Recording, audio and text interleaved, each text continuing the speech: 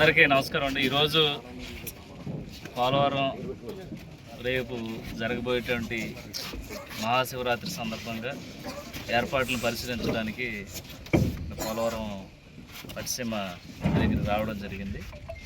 ఇక్కడ ఇదైతే ప్రజలకి అసౌకర్యం కల్పించుకోకుండా అందరూ కూడా మంచిగా దర్శనం చేసుకునే విధంగా, అలాగే ప్రొటెక్షన్ కూడా మంచిగా ఇక్కడ జరిగే విధంగా మేము ఇక్కడ చూడడానికి ఈరోజు రావడం జరిగింది. అలాగే ప్రతి ఒక్కరు కూడా ఈ మహాశివరాత్రిని పురస్కరించుకొని ఇక్కడ కొన్ని లక్షల మంది ఇక్కడ దర్శనానికి రావడం జరుగుతుంది.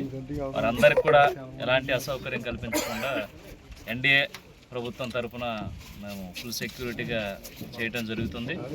తప్పకుండా ప్రతి ఒక్కరు కూడా దర్శించి పునీతులు కావాలని మేము అందరికీ తెలియజేస్తున్నాం. అలాగే ఈ తిరునాళ్ళను కూడా ఒక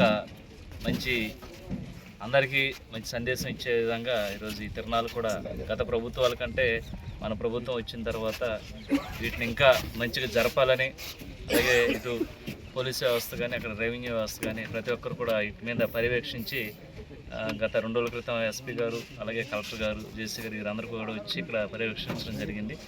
మేము ఈరోజు ఇక్కడ ఏర్పాట్లను పరిశీలించి ఎలాంటి అవాంఛనీయ సంఘటనలు జరగకోకుండా మేము చర్యలు తీసుకోవడం జరుగుతుంది.